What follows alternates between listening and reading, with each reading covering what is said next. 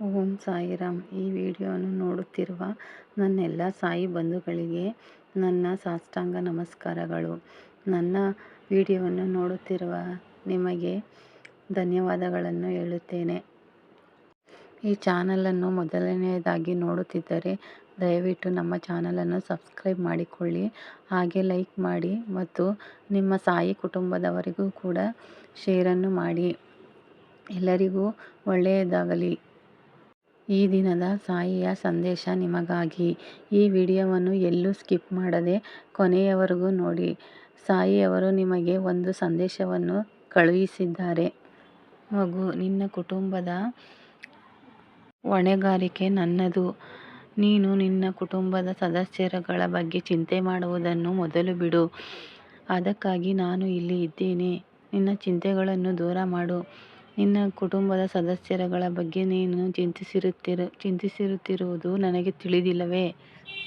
ನಿಮ್ಮ ಕುಟುಂಬದಲ್ಲಿ ಯಾರಾದರೂ ಸತ್ಯ ಮತ್ತು ನಂಬಿಕೆಯಿಂದ ನನ್ನನ್ನು ಕೈ ಹಿಡಿದು ಕರೆದರೆ ನಾನು ಆ ಮನೆಯನ್ನು ಎಂದಿಗೂ ಬಿಟ್ಟು ಹೋಗುವುದಿಲ್ಲ.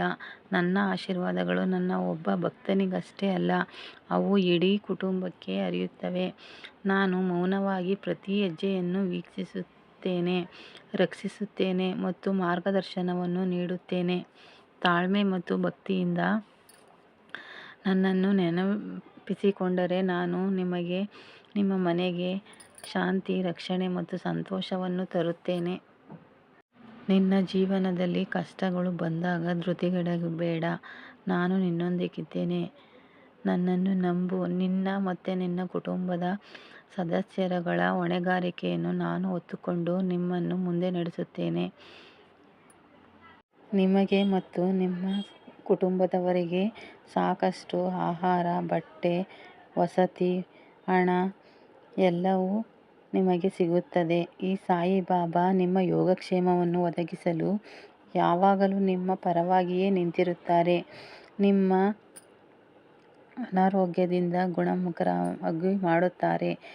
ಶ್ರೀ ಸಾಯಿ ಅವರ ಬಗ್ಗೆ ವಿನಮ್ರರಾಗಿರಿ. ಶ್ರೀ ಸಾಯಿನಾಥರಲ್ಲಿ ಶರಣು ಹೋಗಿ ದಿನ ಕಳೆದಂತೆ ಹೊಸ ಹೊಸ ಚಮತ್ಕಾರಗಳು ನಡೆಯುವುದನ್ನು ನೋಡುವಿರಿ. ನಿಮ್ಮ ಮನೋಕಾಮನೆಗಳು ಈಡೇರುತ್ತವೆ. ನಿಮ್ಮ ಸಮಸ್ಯೆಗಳು ನಿಧಾನವಾಗಿ ಹಗುರವಾಗುತ್ತವೆ. ನೀವು ಒಮ್ಮೆ ಹೊತ್ತ ನೋವನ್ನು ಮರೆಯಬೇಡಿ. ದಯೆ ತೋರಿಸಿ, ಪ್ರೀತಿಯಿಂದ ಇತರರಿಗೆ ಸಹಾಯ ಮಾಡಿ ಮತ್ತು ಕಷ್ಟಪಡುತ್ತಿರುವವರನ್ನು ಬೆಂಬಲಿಸಲು ನಿಮ್ಮ ಸ್ಥಾನವನ್ನು ಬಳಸಿ. ಬಾಬಾರ ಕೃಪೆಯ ಸಾಧನವಾಗಿರಿ. ನಿಮ್ಮ ಮಾತುಗಳು, ನಿಮ್ಮ ಸಹಾಯ ಮತ್ತು ನಿಮ್ಮ ಕರುಣೆಯ ಮೂಲಕ ಜನರು ಬಾಬಾರ ನನ್ನ ಆಶೀರ್ವಾದವನ್ನು ನೋಡಲಿ. ನೀವು ಹೆಚ್ಚು ಒಳ್ಳೆಯತನವನ್ನು ಹಂಚಿಕೊಂಡಷ್ಟು ನನ್ನ ದೈವಿಕ ಆಶೀರ್ವಾದಗಳು ನಿಮ್ಮ ಜೀವನದಲ್ಲಿ ಹೆಚ್ಚು ಹರಿಯುತ್ತವೆ. ಓಂ ಶ್ರೀ ಸಾಯಿ ಪ್ರಣಾಮ್.